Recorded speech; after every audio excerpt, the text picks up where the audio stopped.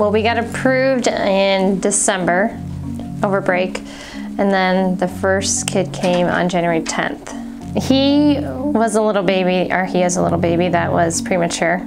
He was in another foster home, but because he was premature, he was susceptible to getting sick, and he did get 2 viruses, and so he was in the PICU twice.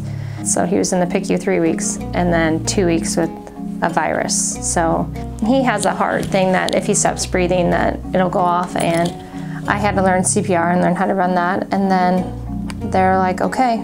You have to go through 9 weeks of classes, and the classes were from 6 to 9. So you go through that, and then you have to get like background checks, you have to fill out medical records, and I mean, it's a lot of background, and then get approved by the state after all of that paperwork is done.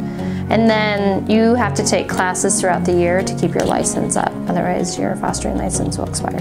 You do get paid daily for kids. It's not much, but it is something.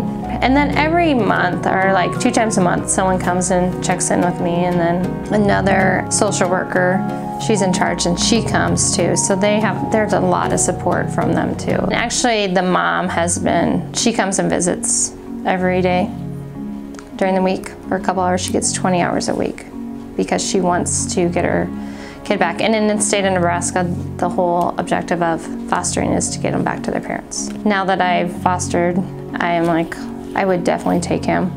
And it makes me think of other kids, like, if it was right, I would. It was a long and winding road, but my sister was fostering. She encouraged us to do it. She had 3 children with her that were siblings, and she suggested to us that maybe we should adopt. So we've been fostering. We got our license in November of 2016 or 2015, and we've been fostering. We've had 2 placements since then.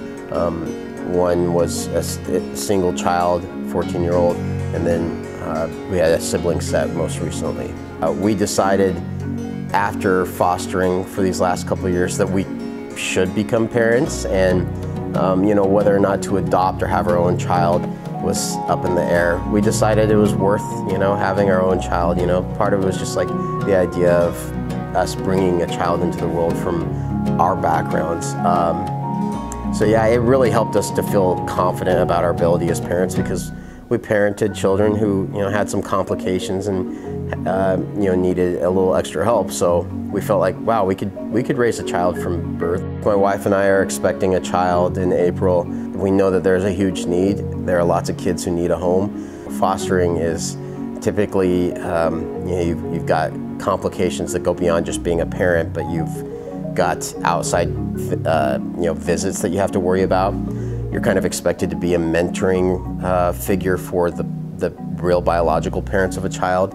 And on top of it, sometimes a child in the foster care system will have, you know, they'll have gone through a really hard thing in their life, and therefore they might have behaviors that you're not going to find with a child you've raised from birth. There are lots of resource organizations that are there just to help foster parents decide whether or not it's for them. And there's a series of classes you have to take, so obviously getting into it, you're going to know well in advance what it's going to be like. Obviously it's different when you actually are doing it, but it'll help you anticipate. Foster parenting was a wonderful experience. My wife and I love the children we've had, but at the same time, you know, it's a challenging thing, and it's made us better people. So good people in this world really ought to do it, especially if they have the capabilities, but at the same time, it's not for everybody.